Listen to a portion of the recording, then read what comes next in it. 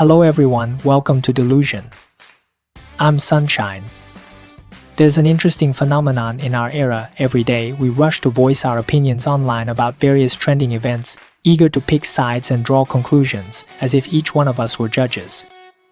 We've invented the most efficient tools for accessing information in history, allowing us to understand the full scope of an event within seconds.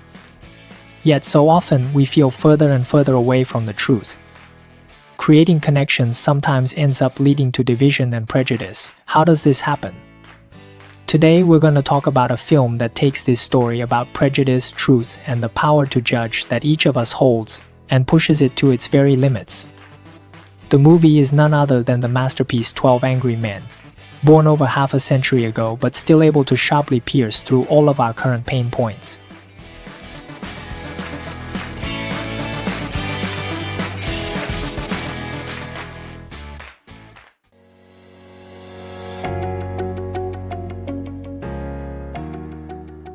When discussing 12 Angry Men, we must mention its director, Sidney Lumet. Sidney Lumet was a master at directing actors and creating dramatic tension in confined spaces. Another one of his iconic works, Dog Day Afternoon, is also considered a cinematic classic. But 12 Angry Men itself is nothing short of legendary. Released in 1957, this black and white film unfolds almost entirely in a single room, starring the acclaimed Henry Fonda. There's an interesting anecdote about this film to make the actors genuinely feel increasing frustration, pressure, and claustrophobia. The director reportedly had the air conditioning in the room turned on and off during filming. Additionally, as the story progressed, Lumet intentionally reduced the physical filming space, with the walls subtly moving inward, making the actors feel increasingly cramped. This immersive shooting technique culminated in the palpable tension we experience on screen, almost making our palms sweat. So what is this film about? It can really be summarized in one sentence. On a sweltering summer afternoon, a jury composed of 12 ordinary citizens must deliberate on a murder case and decide the final verdict. A teenager from the slums has been accused of murdering his father. The evidence appears irrefutable. There's a witness and a murder weapon. If he's convicted, the boy will face the electric chair. These 12 strangers are locked in a small, hot room, and as soon as they reach a unanimous decision, they can go home. Initially, the voting results are no surprise: 11 votes for guilty. Only one man, Henry Fonda's character, the eighth juror, votes not guilty. He isn't firmly convinced of the boy's innocence. He simply believes that a person's life is at stake, and they shouldn't make such a hasty decision in 5 minutes. He argues that there's reasonable doubt. And so begins a long and grueling debate. Those men, eager to return home, filled with various prejudices, each distinct in personality, are forced to re-examine every piece of evidence and every testimony. Just as the eighth juror's persistence seems to be entirely drowned out by the other 11, he suggests that they take another vote. This time he won't participate. If all 11 jurors still find the defendant guilty, he will abide by their decision. During this second vote, however, an unexpected twist occurs. Someone else quietly raises their hand for not guilty. From that moment, the direction of the case takes a dramatic turn. The most striking aspect of this film is how it resembles a meticulously designed social experiment.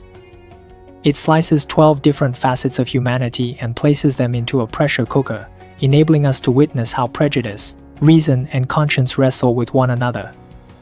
The first issue worth reflecting on is this: we are so easily blinded by prejudice. The 11 jurors who initially vote guilty, do they really hate the boy? Not necessarily. Look at the 7th juror, who's eager to watch the baseball game.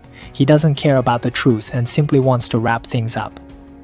The 3rd juror, who has a strained relationship with his own son, transfers his anger onto all young people. His is a personal grudge. Then there's the 4th juror, who judges people by their appearance, believing that kids from the slums are inherently predisposed to violence. None of these judgments are based on evidence. They all stem from personal experiences and biases. One scene stood out to me particularly: the spring-loaded knife used as the murder weapon. Everyone believes the knife is unique and irrefutable proof. But what does the eighth juror do? He silently pulls an identical knife out of his pocket and places it on the table. At that moment, the room falls silent. This action is like a thunderclap. It doesn't shatter the evidence but tears down the mental walls within people's minds. In our daily lives, how often do we play the role of those 11 jurors? When we see a news headline or a label, we rush to conclusions. Oh, this person is from such and such place. They're definitely unreliable. Those in this profession, their private lives must be chaotic. We often don't even realize that these entrenched beliefs, like that so-called unique knife, can crumble in an instant. What we lack might be the courage to go to the nearby store and browse, to verify for ourselves.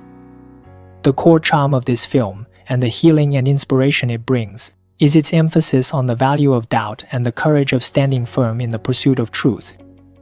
The eighth juror never claims, the boy is definitely innocent.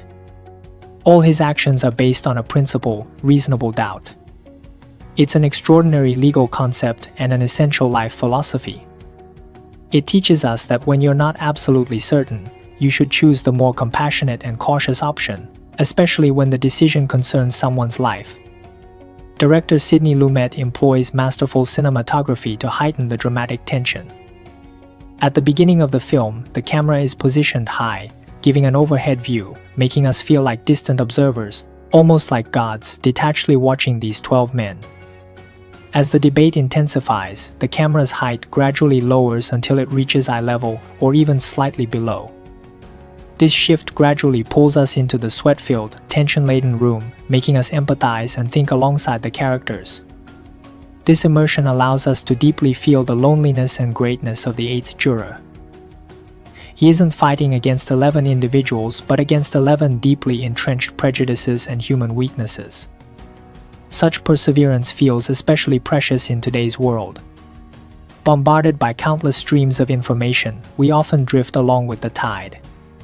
But 12 Angry Men reminds us that there must always be someone willing to shoulder immense pressure to argue, to ask what if, even as part of the minority.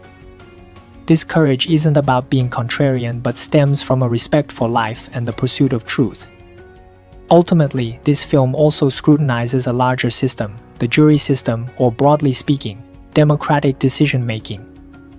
Is it perfect? Clearly not. It's riddled with flaws and can be fragile, swayed by the prejudices, ignorance, and selfishness of its participants. In the film, if not for the eighth juror's persistence, an innocent life might have been lost. Yet the system possesses remarkable self-correcting abilities. Its greatness lies precisely in its acknowledgement of humanity's imperfections, designing procedures that allow different voices to be heard, enabling reason to triumph over prejudice through debate. That room becomes a microcosm of society. It teaches us that reaching consensus is destined to be challenging, repetitive, even fraught with conflict. However, as long as we don't give up on communication, on trusting the process, on the innate pursuit of justice in every heart, we can get infinitely closer to the truth through countless back and forths and clashes. That might be the greatest hope and consolation this film, beyond its intellectual arguments, imparts.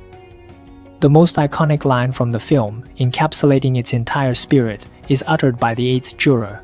"We're deciding someone's life here. I can't vote in 5 minutes so carelessly." This line is so powerful because it ignites the engine driving the entire film. It isn't a passionate proclamation but the simplest and most fundamental humanistic principle.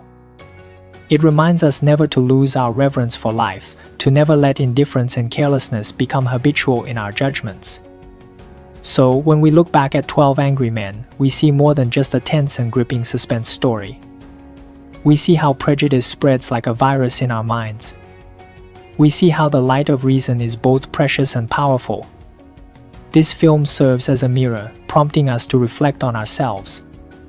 In everyday situations, when we evaluate events or judge people, are we that hurried juror rushing to conclusions or the thoughtful eighth juror willing to pause and ask, why, and wonder, is there another possibility?